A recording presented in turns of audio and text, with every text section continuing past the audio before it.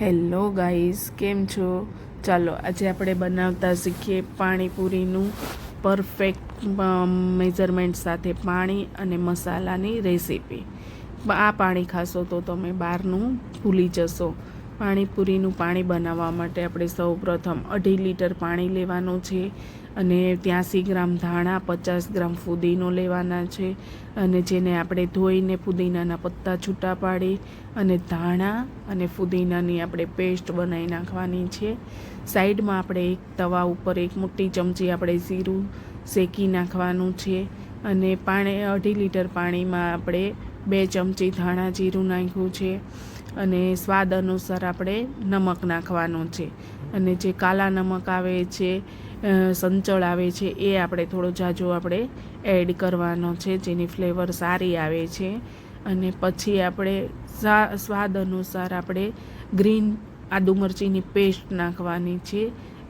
જેટલું આપણે તીખું જોઈતું હોય એ પ્રમાણે નાખવાની છે. પછી આપણે જે ધાણા અને ફુદીનાની પેસ્ટ બનાવી છે એ આપણે પાણીની અંદર એડ કરી દઈશું અને સાથે આપણે લેવાનું છે ખટાશ માટે આંબળી લેવી હોય તો આંબળી પણ લઈ શકો છો. મેં અહીંયા 3 લીંબુ લીધા છે જેનો રસ આપણે એડ કરી દીધો છે અને આપણે જે જીરું શેકાઈ ગયું છે એને આપણે પાટલી ઉપર વેલણના મદદથી આપણે ક્રશ કરવાનું છે. જેની ફ્લેવર વેલણના મદદથી કરશો એટલે બહુ સરસ આવશે અને એ આપણે અંદર પાણીની અંદર નાખી દેવાનું છે, જે હેલ્થ માટે પણ સારું છે અને ફ્લેવર પણ બહુ જ સરસ આવે છે.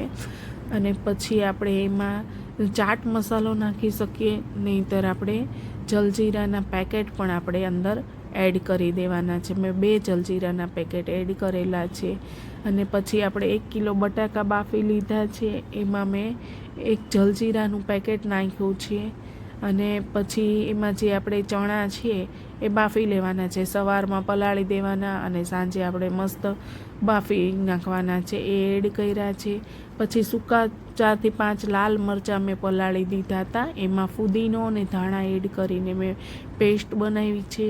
એ પેસ્ટ પણ આપણે અંદર એડ કરી દેવાની છે, જેથી કરીને એની ફ્લેવર ફુદીના અને ધાણા સાથે બહુ સરસ આવે છે ને ટેસ્ટ પણ સારો આવે છે. એમાં પછી એમાં પણ આપણે સંચળ નાખવાનો છે. થોડોક સંચળ નાખશું, થોડુંક આપણે નમક નાખશું એટલે જેનો ટેસ્ટ ફાઇન આવશે. અને સાથે મેં કાંદા કટિંગ કરી લીધા છે, તમે ધારો તો ટમેટાં પણ એડ કરી શકો. આ બની ગયું આપણે પાણીપુરીનું મસ્ત ચટાકેદાર પાણી બની ગયું છે અને મસ્ત મસાલો બની ગયો છે. જે ફૂલ રેસીપી તમે એક વખત આ રેસીપીથી તમે બનાવીને જોજો કે બહુ ફાઇન તમે બહારની પાણીપુરી ચોક્કસપણે તમે ભૂલી જશો. અને આ રેસીપીથી બનાવીને કેવી બની છે એ મને તમે ચોક્કસ જણાવજો. Thank you.